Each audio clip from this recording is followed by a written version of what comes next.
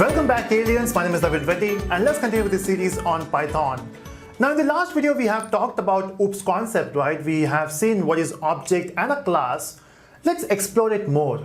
Now, if you remember, when we talked about objects, object will be having two stuff, right? One is it will be having some attributes and it will also have a behavior. Now, when you say attributes, those are variables, right? We can create variables. And behavior is your methods. And then methods are almost same as functions, but in OOPS, we call them as methods, right? Now here, we have to work with methods, right? We have not worked with variables yet. So what I will do is just to demonstrate that, let me just remove this thing here, because we know that we can call config using the object itself, or we can call it with the help of class by passing the object. Now, syntactically, we normally go for the second one, which is calling the method as from the object. It makes much more sense, right?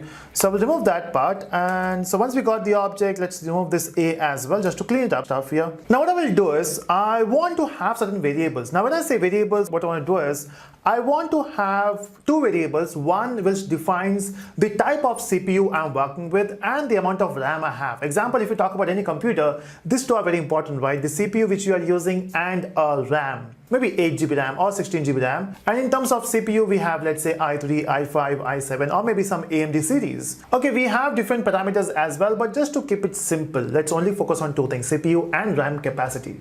Now, when you say we have two variables, where to define that? So we can use a special method which is available in a class. Now, when I say special, you know, right? So the moment you say special, we have talked about special variable, which is underscore name. In the same way, we have special method, which is init.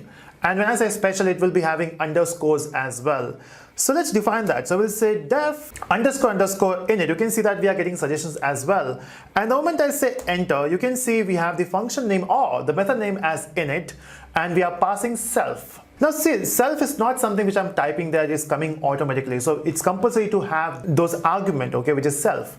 And in here we can do something. Normally we use init to initialize the variables, okay? And that's what the name itself, init initialize, right?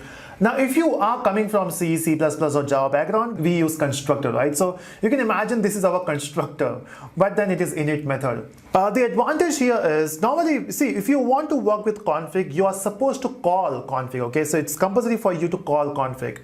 Otherwise, it will not get executed. The idea behind init is it will be getting called automatically. Example, if I go back here, and let's say I want to print something and I will print in init. So you can see I have defined a function called as init and not calling it, okay? So anywhere in the code, I'm not calling init. I'm calling config because I want to execute it. The moment I run this code, you can see it prints in init. And that too, it prints two times. Now why two times? Because for every object, it will get called once. So you can see in total, I'm creating two objects. One is com1, one second is com2. So we got two objects and it will call init two times. So this is the object creation. So when you say computer bracket, it will instantiate, it will call init for you. Now I want to pass some arguments, okay? I want to pass CPU and RAM. So in the constructor itself, you can pass that. So in the computer bracket itself, you can pass it. So I can say I have a CPU here, which is, let's say, i5, and the amount of RAM we have is 16 GB. The second computer we have, let's say, Ryzen 3, and the amount of RAM we have, let's say, 8 GB. So we have two computers with two different CPUs, right? And now, how to accept these values? So of course, you have to pass these values here, right? So you have to say self, comma, you have to pass two values. You have to accept these two values. So you have to say CPU, comma, RAM. Okay, that's how you accept it. Now I know your question. Your question is,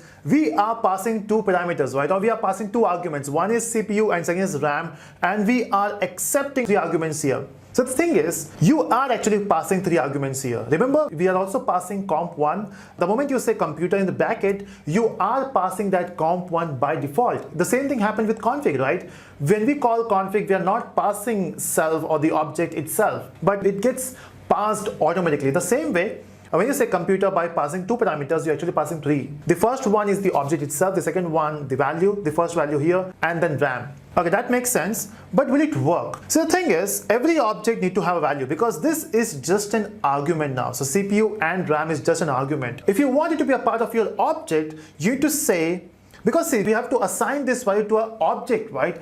And the object here is self, right? So we have to say self dot, that's right? So this comp1, this is our object, right? So we have to say self dot CPU is equal to CPU. Again, there is no compulsion that you should be having same name. You can have a different name, that's fine. So you will say self dot RAM is equal to RAM. So whatever value you're passing here, which is I5, goes to the CPU. As an argument, it will be assigned to the object, which is self. So the self, you can imagine now. So in the background, you can see we have two objects here. So in total, we got two objects. Each object will have its own variables, okay? It will have its own CPU, it will have its own RAM.